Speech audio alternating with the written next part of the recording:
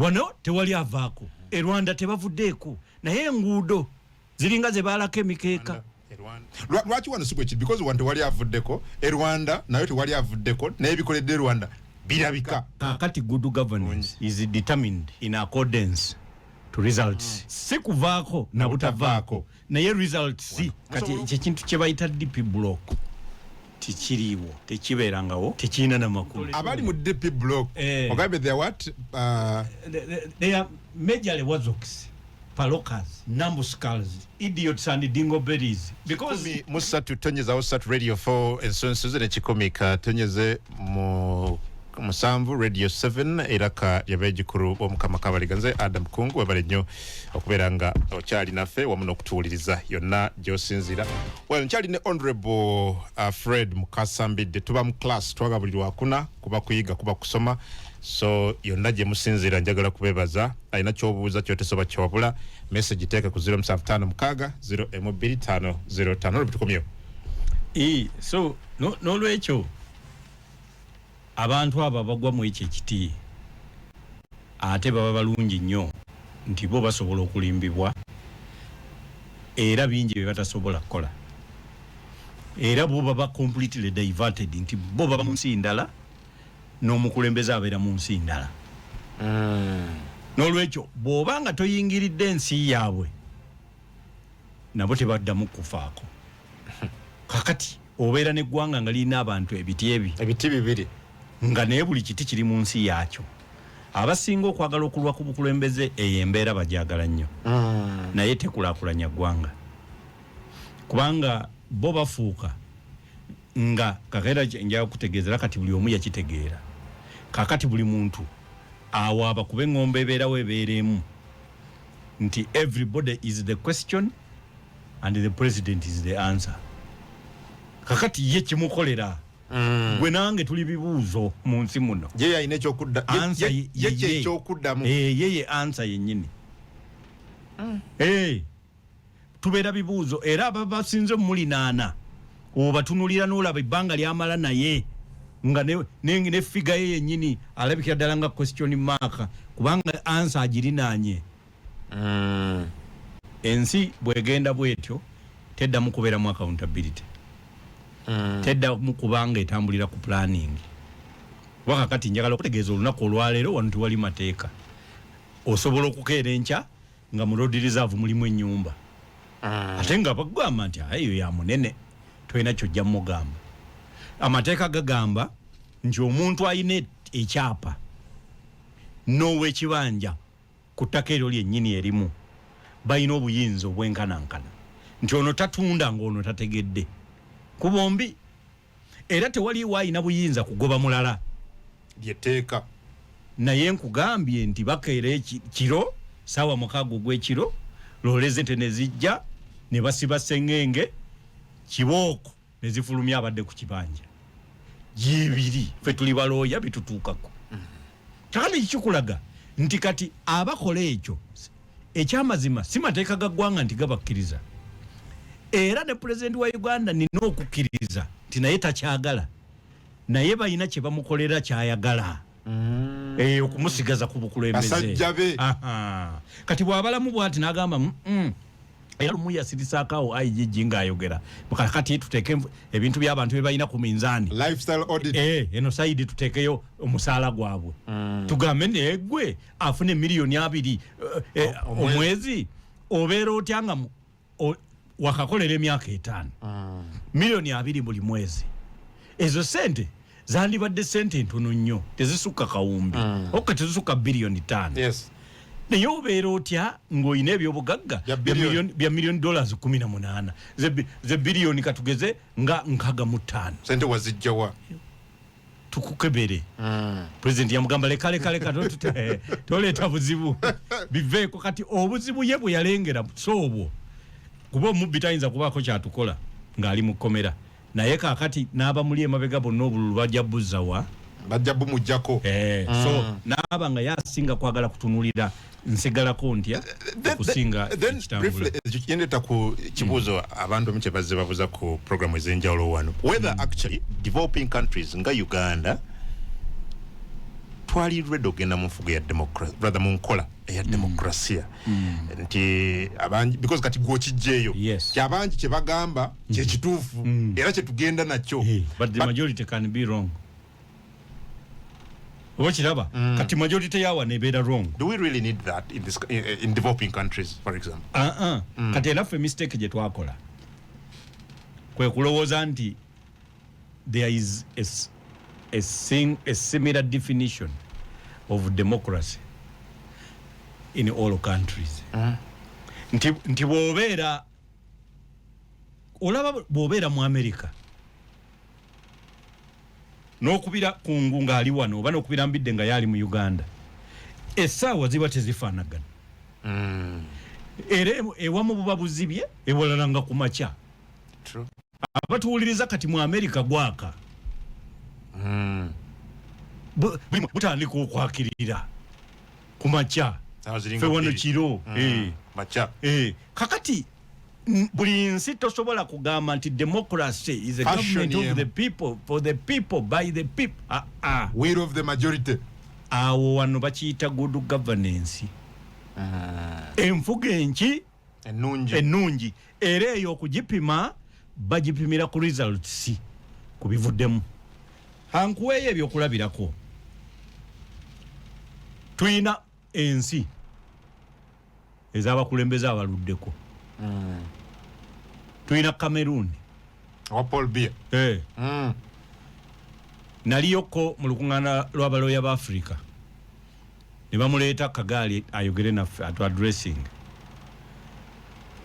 era olukuŋŋaana olwo twamuyita okumala emyezi 4 kubanga muyina okupima nga ali mu ggwanga kuba ebbanga lye lisinga alimala bweru afugira bweru afugira bweru Paul Biya omanye ensi ezatwalibwako Bufalansa zo ate zo ndala ate zaawukanira ddala ku zino ezaafugibwa Abangereza ziri zo n'enva endiirwa ate bazigula Bufalansa ne zijja ewaabwe nga bali bubi nnyo era bo bw'ogendayo obwavu bwe bayina buli motoka gy'otambuliramu kati zino kaabu zino taxi zino special ezitutambuza bo buli motoka gwe bagikuwa wanebanfu era obodduka mugundi mu garage omanyize ne motoka nga tikitegeeza nti bw'okwata ku kagula oluggi lw'eggula okitegeeza oyina okwongeramu n'afuluma yate ye n'akuyamba kakati omuyita nyambaako wano so nga obuggulawo obulaba ku motoka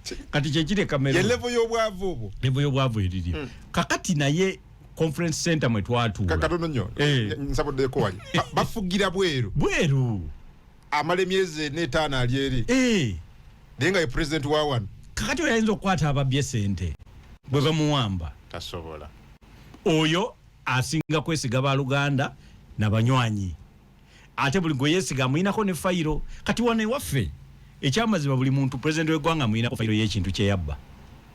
That's a powerful one.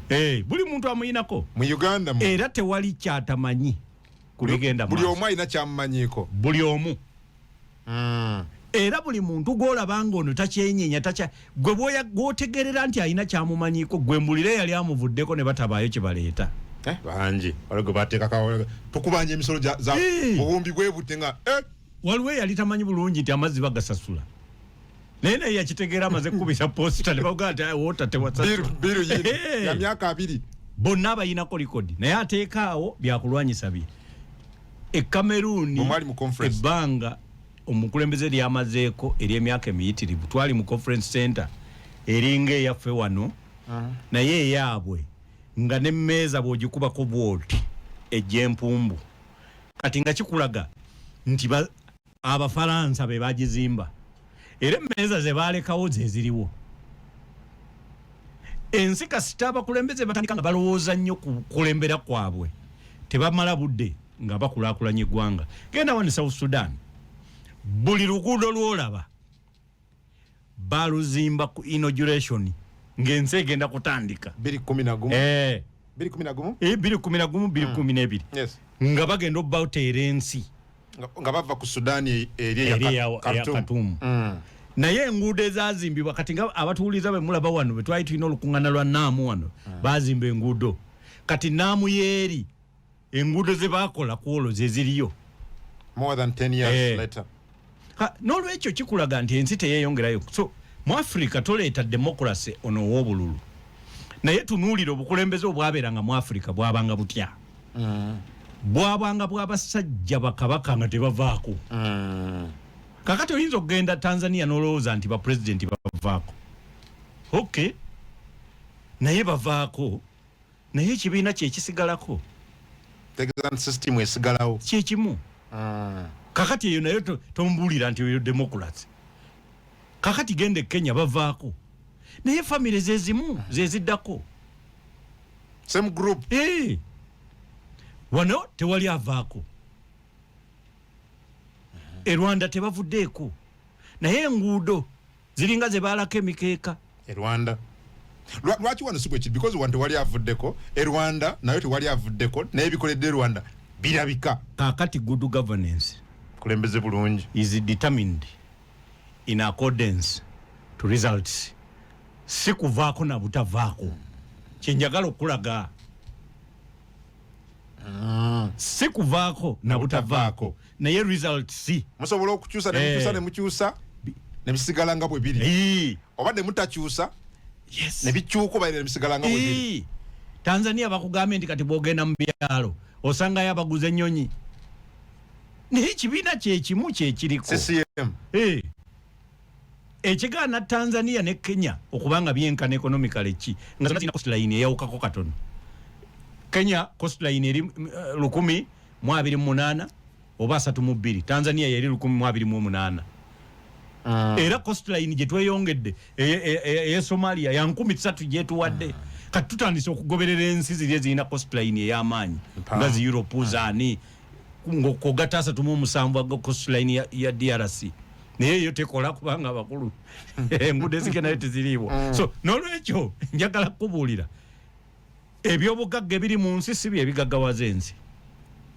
Okukyusa obukulembeze nga buno buvaako buddako era si kye ekigaggawaza ensi.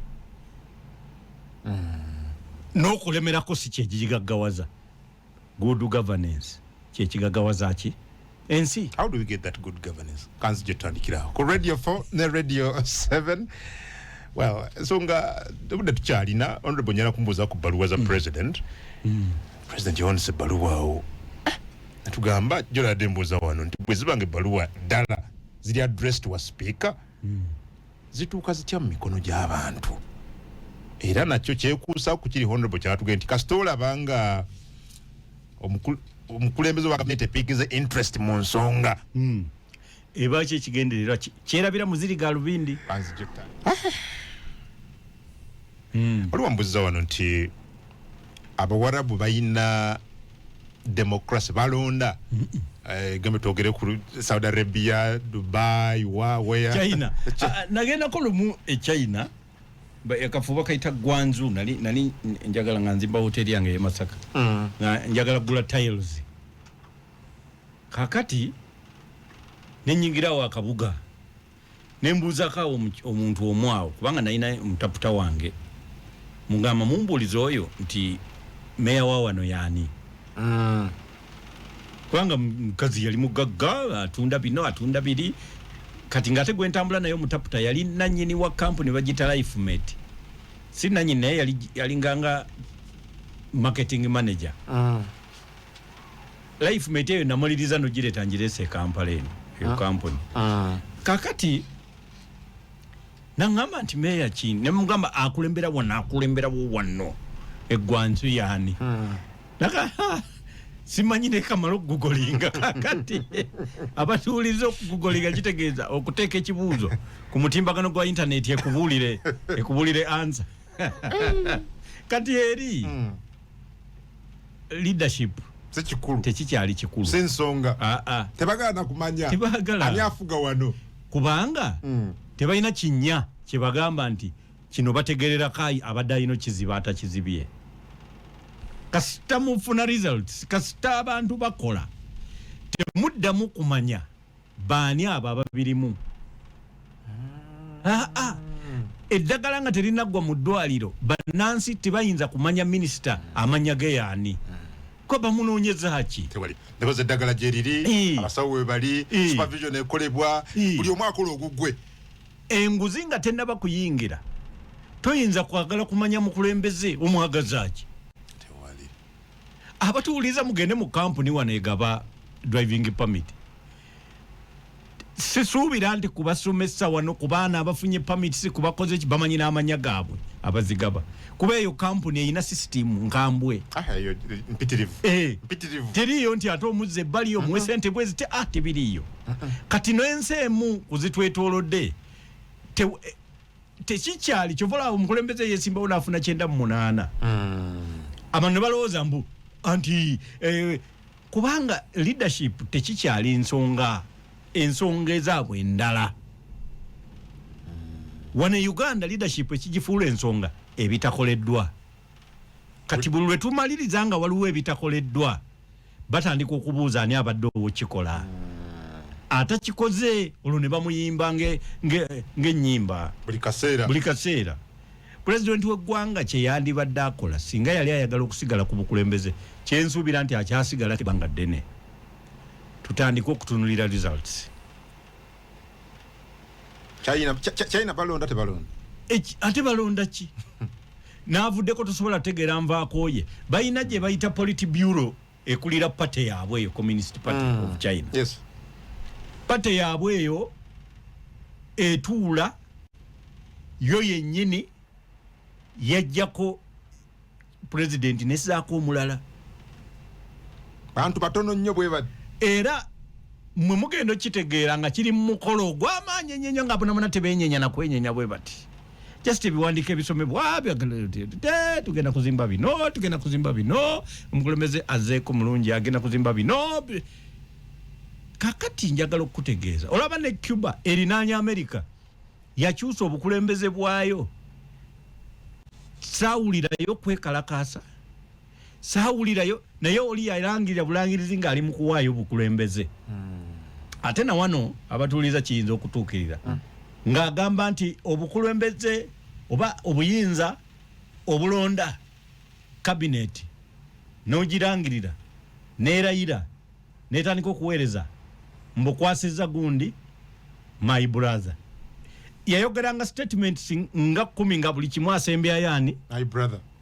Kakati abatuwuliriza ekyo kye bayita good governance. Nti omusajja yakwata obukulembeze ng'agenda abwogera abutemaatema kamu ku kamu ng'amaliriza agamba my brother. Why? Governance yaayo.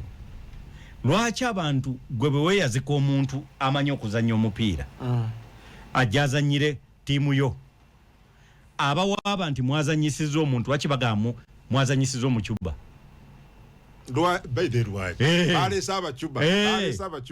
Bali bakola kye bayita training kubangula kusomesa balina buli kika kya qualifications mu ggwanga lyabwe. Cuba. Era kakati gwe okufuna akutuulira ebigezo aba mu Cuba. Kati Cuba kitegeeza quality, dexterity, stoicism. Kogamba oyo yaba ategeera ekintu akimanyi. Kafulu. Ensi bw'oba togitambuliza kati oyo Fidel Castro n'okulwawo okwe teri akwogerako nnyo. It's not an issue. Because buli kimu kitambula nga bwe kino okutambula. Magufuli akabanga kakulemberedde Tanzania n'afa omwoyo gwe Mukama gumuze. Ekisooka yawera amawulire. N'olwekyo mwenna temwaddamu kumanya bibi byakola, yakola ebikyamu ebitakkirizika. Abasajja bonna bannansango abaali bakamenyo b'ebyobufuzi abaali bakibona n'abafufuggaza bano bonna bakikwetazzeemu okwogera kati ng'oli afudde. Tondo Lissu yabakuba amasasi kubanga naye ensi yakula mu kaseera nga tafulumye na ggwanga lye kugenda walala. Ensi speed ko yali etambulira Tanzania mu bange tone eryo mu myaka 15 kubanga yandikyusiza semateeka entambula yali etandise okulaga nti ajja kudde ekyo ajja kukuba ekyokubiri akube n'ekyokusatu byali bitandise okulaga mu bange tone myaka 15 yokka eggwanga lyali Tanzania yandibadde ekutte Kenya. Ate yandibadde edduka emisinde miyitirivu. Good governance. So naye wano tuleetedde abantu okulowooza nti buli muntu kati asobola okukulembera kubanga obukulembeze bufuuse nga tewetaaga kola bingi okubeera bw'obeera mukulembeze bufuuse nga kana akamotoka akatono buno buvitiize n'abaana abato tebakaviira n'omwana omuto alowooza akavuga kati nanga ako nkavuga era kati wano mu Uganda buli muntu alowooza asobola okubeera president kubanga byangu balaba biri just oyogera ku TV n'otambula awo ne bakukuuma tewali nnyo ky'ovunaanyizibwa okukola so results buli muntu obukulembeze mu Uganda buli nga akamotoka vitisi obwana buto bulooza bukavuga era tebukaviira era bw'okavuga abaana bato bakakoona nako ng'oyitawo tebakaddukako kukaviira nga loole abanga waliwo ekijja ate kigenda ogenda mu kaluka 226 kigenda kusukka naawe betumanya abatali mu nsa buli omu yeesomya alina waasonze wano wali ati kasita okola lonki bw'oyimba enkudi n'okola lonki n'okubisa t-shirt poliisi neziwamba kati naawe ne bakusiba abantu ne beetolola CPS awamaani ne bakuta n'okola omukolo gw'okwebaza kati gwe ng'ofuuka waabwe era enkyango ogenda mu parliament enkyango ogenda mu parliament kubanga ate bakolayo ki ekizibu okay well honorable tuddeyo ku wali katono nnyo ojja kukkiriza sawa y'okwirimba njaga twogere ku ebya DP block n'ebirala but waliwo otugambire nti bw'olaba gavumenti nga yeesibye ku kintu abanene mu gavumenti nga walina batadde essire nnyo omanya ga lubindi zaabwe ez'ebyobufuzi wezisonze end result yakwekumira mu bukulembeze kino kirileetinga otya ne ebbaluwa gye twalabye eggulo eyavudde wa president which actually is genuine nga president awandiikira speaker wa parliament mukyala Anita Among ngamuga nti nategezeddwako nti ennyumba esangibwa wano ne wano mu Bungereza yiyo ekyawukana ku kyewaŋŋamba nga weegana ntolina nnyumba kati mbuulira era ne IGG mugambye era by copy of this letter ne Minister of Foreign Affairs naye mugambye anoonyereze ayongere okunoonyereza ateekako nti mbuulira ennyumba eno ddala yiyo oba mpangisa mpangise naye nno kankubulire abatuuliza ebbaluwa eyo kabadde katono paragrafu oba 2 3 naye ebbaluwa eyo nene bannange muffe bannamateeka ebbaluwa yabadde eyogera ku bintu bingi nnyo ate ekintu kye yabadde esinga okukwatako kyateeka mu Uganda muno tulina omusango Ken Luchamuzi versus Attorney General Ken Luchamuzi yazuulibwa nga waliwo ennyumba emu gy'atabulira IGG nti naye agirina kubanga abatuuliza ffe abakulembeze buli mwaka tulina okuwaayo ebyobugagga byaffe naddala nga mutandika obuweereza obupya bw'olondebwa kuba memba wa parliament ogwo mwaka tokkirizibwa gutandika kuweereza nga tonnaba kubuulira ggwanga ng'oyita mu IGG ebyobugagga byo by'oyina era singa ozuulibwa nga oyina kye walekayo omusango gutandika okukuvunaanibwa ogumenya gye bayita leadership code kakati omusango ogwo waliwo omubaka wa parliament abatuuliza eyagumenya bwe yalaga ebyobugagga bye yalekayo ennyumba emu nga tagiwandiise bamuyitanga owekitiibwa John Ken Luchamuzi ebiseera ebisinga ye yali yeyitanga the man parliament era ekintu ekyo bwe kyazuulibwa parliament nemuteeka mu kuwolezebwa n'awozesebwa era n'aggyibwa mu parliament ya Uganda ate nga abatuuliza bw'oggyibwayo ate mu by election gwe tojja waliwo ebbanga eggere lyate ly'omala nga gwe tokoze kyemuva muwulira nga bwe yavaayo yasimbawo muwala we n'alyoka ayingira mu parliament y'eggwanga so owekitiibwa speaker president w'eggwanga yeesibye nnyo ku kintu kya IGG n'ennyumba kubanga ne mu baluwa eyasooka yateekamu nti twetaaga okutegeera oba eyo ennyumba wagiteekamu mu byobugagga bye byewateeka wa IGG abatuuliza bw'okebera ebbaluwa eyasooka naye kyera kyalimu kakati ekyo kirina legal implications nti ekyamazima singa kizuulibwa nti alina ennyumba tasobola kusigala mu palamenti ya ggwanga okusinziira ku president eriwo ffe abannamateeka omusango gwayita gusala guno omupya kasita gibanga giyina ebintu ebifaanagana. So nolwekyo nga tonnaba kutebera bintu byonna oba kooti za wano zibanja oba zimuvunaanye oba bamuvunaanye amabaati, sooka nnyo weetegereze ku nsonga ey'ennyumba eyo n'okubeera nga yagidiclaringa. Singa kizuulibwa ekyamazima nti agirina, tayinza kusigala mu bamemba ba palamenti. Kisoboka nti n'ekisanja kinayinza obutakimalako nga memba wa palamenti nga speaker wa palamenti. Singa kizuulibwa nti ayina ennyumba e Bungereza, kubanga ekyo yokka y'ensonga enkulu. Ate president nakiremeddeko. Ensonga endala zonna ez'amabaati nakina biki na sanctions ezo zimulemesa kudda wa speaker ng'ekisanja kino kiweddeko, kubanga banaaba bapima ekibiina ekiri mu buyinza kiyinza okugamba nti obuzibu nti obwa speaker oba olina okubeera mu nkiiko z'aba speaker nnyingi, interparliamentary union, olina okubeera nga tulina diplomatic issues zo handling nga speaker, olina okuba chairperson wa budgets, ate sente ezimu zituweebwa bali abaakuganye. Kakati kirabika gwe tojja kubeera nnamba ntuufu okusimbawo opposition ejja kikozesa etukube.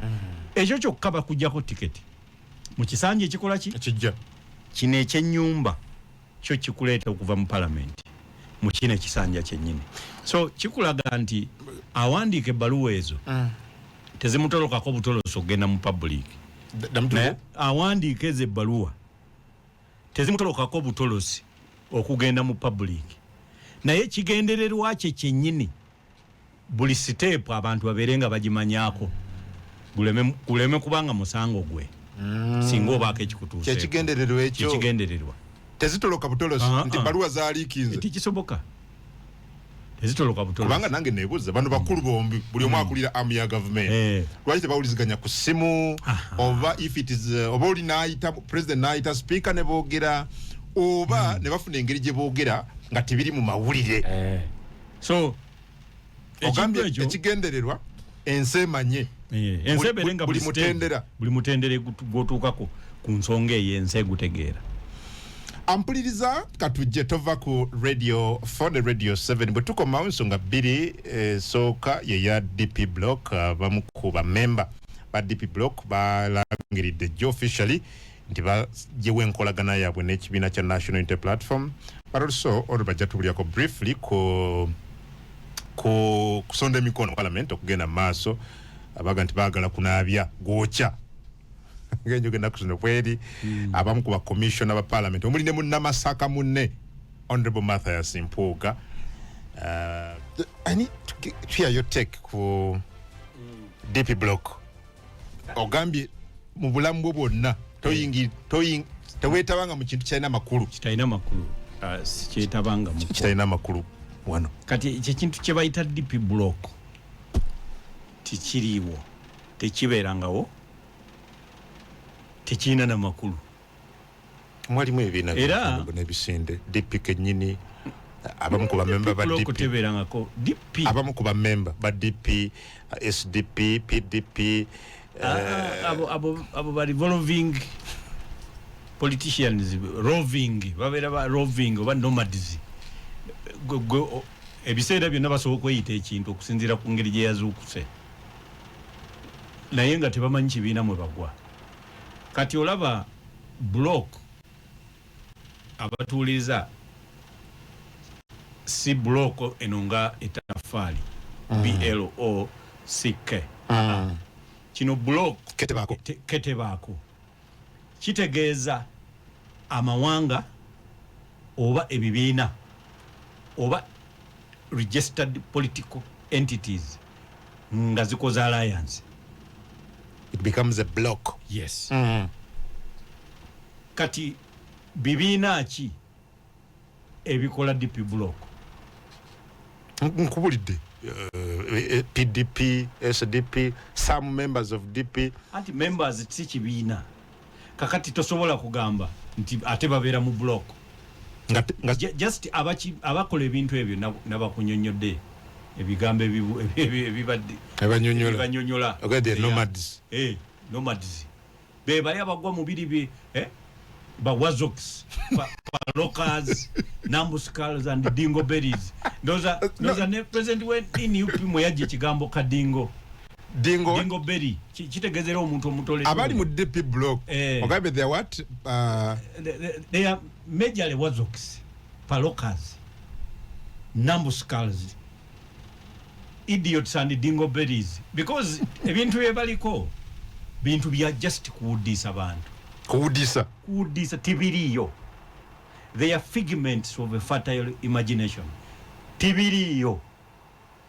Era kyovola batoyinza kubisanga abantu ono okujjako wali bannamawulire. Kwa baagala kukola message ku kintu ekitaliyo kuudisa abantu. Mulimu abali honorable. Oyina Mukaku, oyina Mabike, oyina Lubowa. Babamanyi. Abantu bona boyogedde. Nze tosobola kujja olwaleero mwami Kungu. Nongamba nti omukulu ono bamuyita Kasoma tuviire gwe tuleeta yasobola yategeera ye mugambe byonna nowayita emyezi ebiri nojombulira nti ono tategeera gwe naleeta lulida nze tosobola kuzanya nange bwotyo ku nsonga ez'obukulembeze bw'eggwanga sisobola kuddamu kuwuliriza ntudde nabo enfunda nnyingi nga bampita ne batunuulira ne nga naye bano mbakolere ki bano balinga omuntu akasuka effumu mu nsiko naye ng'ekigendererwa kye kutegeera mpologoma wa weeri ate effumu lyokka lyolina n'olikasuka mb'otegeere weeri kati bwe naafubutukayo kakati bw'omala otegeera nga liguddeyo kati okozesa eki obutoletole bwe babeera nabwo bwenkanankana n'obw'omuntu ayagala okupima obuwanvu bw'omugga naye ng'ayagala kukozesa amagulu ga abiri okulaba bamuwanvu okulaba oba wawanvu kati kakati bw'otegeera kati wokitegeera eyo sitwala oyinza ogituwa nga wasanze buwanvu oba ogenze ogamba eggwanga teryetaagamu bantu bakubeera mu bintu byakuzanyirira bano bali mu kuzanyikirira okugamba nti abantu betutamanyi njagala okutegeeza toyinza kugenda oba kyalo ki ekirinaanyaawo oba kawempo bani n'ogendayo n'obabuuza Mukaku yaani ne bagamba bamumanyi kati abo abantu abalinaanye kwedikwota ya NUP nga Mukaku tebamumanyi gwe tosobola kuŋŋamba nti kati bw'agamba nti avudde ku NUP etidde nnyo kati anti bagenti be baleeta Kyagulanyi be ba brain behind people power, they are the brains behind NUP n'ebirala embwa bwe ziyigga tekizituuza ku mmeeza wanje embwa bweyigga tejja netulano ku mmeeza tesobola kuyingira era yeeyina okulaga ebemanyiyo kasita bayingiza kyeyayizze embwa kasita emala okuyigga mwene mutandika okulya ate era ebyerinde bebimanyi agumba so sitwagala ate bantu kuddawo okugamba bage nti bababulidde tugenze enkolagano eweddewo ewoteri eyo giraba gye bayita Serena ekyamazima yaliko ko amataffaali naye abaali baweereza omusenyu kati nga batandika okukubuulira mu jangu nga ne bajja ne bagamba ffe twaleeta omusenyu kati mbu bajjeewo batuule kubanga baali bazimba ekintu kye batalina kubeeramu bo kye batajaamu baakoma ku musenyu na bricks naye kati ekiri awo si musenyu na bricks mwagenda mudde ebintu ebirala ebikulu bo ebitabasobozesa kuba na bisaanyizo bigendawo Serena we yatuuka gwe eyaleetanga omusenyu neyasikanga wilibaro etekyali levoyo abaana abo bonoonye nnyo ebyobufuzi bya Uganda olaba Uganda eno twandibadde tusobola okukola enkyukakyuka baana kyaba DP block bonna abo nga bobamenye naye ebbanga lyabwe eryo nakati mwami Mukaku Lugundi oyo teyeesimbangawokko ndi musajja mukatuliki njagala lwolibeera naye omubuuze oba yali yeesimbyeewokko ku tiketi eya Democratic Party mu bulamu bwe ate nga ffe tugenda okuyingira DP nga be bakulu baamu tiketi egi si wa DP ati gwe mubuuzi kubanga okubeera owa DP nze okuva inayingira DP emyaka 24 emabega seesimbirangao ku tiketi ndala okujjako DP yakubuulira atero yali yejeesimbidde no yali yagala ya NUP mu 2021 ne batamuwa NUP kibiina kipya ono musajja mukadde tosobola kuŋŋamba nti kuli musaayi utayimu gwatandikaawo juzi tasobola kuga nti nope muli musaayi kisoboka akatandika era bo be bakuba sibamu matiketi bummi naye mpulira mbu ye yali akulira akakiiko akazigaba mwennyini kati wateekeddwa okubaawo ensonga lwaki yali agaba bamumo ye nennyini n'omuwa tebamuwa bamuggyako obugabi ate ne batamuwa why be babyekolera ebintu byabwe bano bagenze nuputegenda kusaanawo bano bagenze okay kakati ekyabaddewo kifaanagana n'enjovu ebulidde mu lusaalu njagala otunulira ennuupu ng'enjovu ebulidde mu lusaalu naye ng'ekikere kinyiize nnyo nti ekirinnye ne kigisamba sikitegedde ddamu okyogere bulungi singa ekikere kisamba enjovu nga kigivunaana nti ekirinnye kyekyabaddewo enjovu kiyinza n'okuba nga kigitwalira okuginnyonnyola ennyo nti etegeere nti baagisambye kati ye dipi buloko okuva ku nuupu enjovu teyina lake yawuliddemu wadde nti olina ogisomesa nti okusamba kyekino basamba bwe bati era bakusambye katono kyo katungi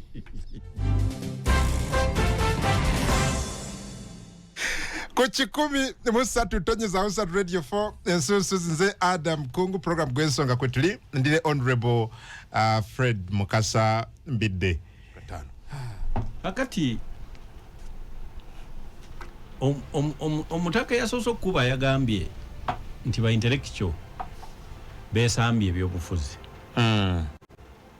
ekyo nno kintu kibi naye ate oyinza n'obutabanenya naye si be bokka ababyesambye n'abalonzi nabo kati bagenda babyesamba ekyo bakiyita voter apathy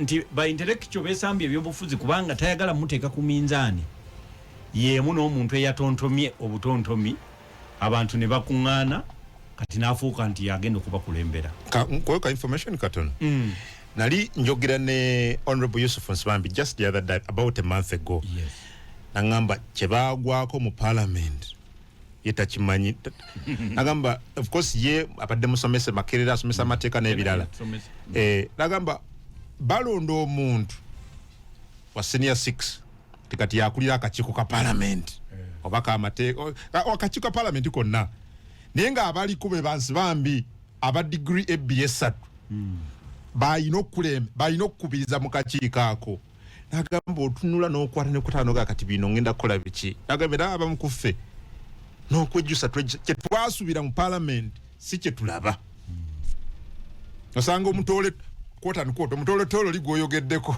ng'ate mukamawo mu kakiiko kubanga ekibiina kye kyekigaba obukama ku ludda olukola ki oluvuganya kakati ensonga eyo yeraga yetuzaayo ffe gye twatandikidde nti eggwanga liri mu katyabaga good governance eyina weetuuse nga tekyasoboka omuntu wetutuuse kati bagenda kutuuka nga omuntu gwe mwayise mu kakiiko okumuvunaana obulyake okulya ensente ez'ekitongole kyemunoonyerezaako nga ye yennyini kyosookerako ng'afuluma kumutaba simu ye pe namba ye yessimu kakati kitegeeza mutandise temukyatiibwa temutiika kakati mwe mwennyini mwe mutiisa n'okutiisa n'olwekyo mwami Kungu omwana ono ebintu bye yabuuzizza kituufu bakagezi munnyo bagenda beesamba ebyobufuzi kubanga abalonzi tebaagala babuulira by'amagezi okusobola okulonda baagala kubabuulira bintu nga omuntu ebikyamusa obukyamusa nti nze nsobola omusajja kati ate akugamba ayina candidate kuba president ayagala kujjako Museveni ate ye kuba parliament akugamba nti londa nze nsobola omusajja kitegeeza tayagala kusobola musajja we gwaleese wabula ayagala kusobola Museveni meaning nti amanyi bulungi nti gwaleeta tajja kufuuka president era alondebwa kubeera mu gavumenti eyani eya president Museveni kati n'abalonzi abasinga okulonda agenda okukeberayo nga gwe yalonze si yakulembera nabo batandise okulowooza nti okulonda si kwe kuvaamu abakulembeze ekyo nakyo kigenda kiteekawo voter apathy nti abalonda luli abatalonda bali 2 ku 100 kati ne tuyingira na ku 100 kitegeeza nti abantu ababyesambye nabo kati bangi nnyo. Ensonga ey'okubiri ebisiyaga twabinnyonnyola ebyo ebivaako sanction ebyo ebintu twagala mubeere nga mutegeera bulungi kubanga mu nsi ezaateekebwako envumbo mwe muli Mali mwe muli South Sudan mwe muli South Africa Mali Central African Republic ne Mali zo zaateekebwako olw'enkolagana yazo n'ekiwegena group ekyava Russia nga batta abantu barepinga abakyala bakola ki ebyo tebisiyaga. South Sudan bubbi bali desente buli omu kakati banatera tewakyali akola accountability nabo ne bateekebwako sanction. South Africa bo bakkiriza n'ebisiyaga naye era nabo kuliko abakulembeze era abali kweno global sanctions regime. So n'olwekyo ensonga y'ebisiyaga ndala neya kino ndala. Ekyawano kiri nti ebyabbibwa bitono naye akabonero ke baagala okulaga nti ffe bwe tubawa ssente ezaffe tuyina ozigoberera. Omanyi Mwami Kungu wuziza nabbubi abasinga balowooza nti ezikozesa kwebakamu bwebasi naye ate ezennyini guba na mutego ogw'ebyokulya byayo kakati ekyo bwe baba batuwa essente ez'obuyambi tetulowooza nti batuwadde kulya naye era katego n'otufugirako ekyo nakyo tubeerenga nga tukitegeera ti bwe tufunanga ssente z'abayambi bo bennyini abalonzi baabwe babalonda babagamba gye ziraga balina okuba nga tebazibbye balina okuba nga tebatyobola ddembe ly'abuntu. Tugenda kumawano so awutisa kati kokwatako bwoti musako nga bavaayo bigayo bisembayo tufe kumpeho. N'olwekyo abantu baffe abatuwuliriza nze ndi musanyufu okubanga bagamba bwadde ne ligambwako nnyiniryo. Uganda bwetandika okwanalabye kati sanctions ezifulumye Mwami Erwelu naye bamutaddeko abantu abaffe kaseese okujjako nga bannayuganda mulowooza nti waliwo ekika ky'ensiri kye bayita abantu nti basobola okutta abantu abasukka 50 ensi neddawo buto eba neenera eggwanga oba waveeyo omuntu asooka atusiba emiguwa omuntu natta n'atandika kubasesa busesa mu kereziya buli gy'alaga. Ekyo America yeebale okukola sanctions eziteekebwako ne Mwami Erwelu asobola okunnyonnyolako ku bintu ebyo. Tugenda kumawano nze Adam Kungu na program gensonga bweti bwekomekerezeddwa olunaku olwaleero class yaffe eddamu wiiki ejja ku Lwokuna te ku Lwokuna ojja kulaba ebyenjawulo mu nteekateeka ya programu eno.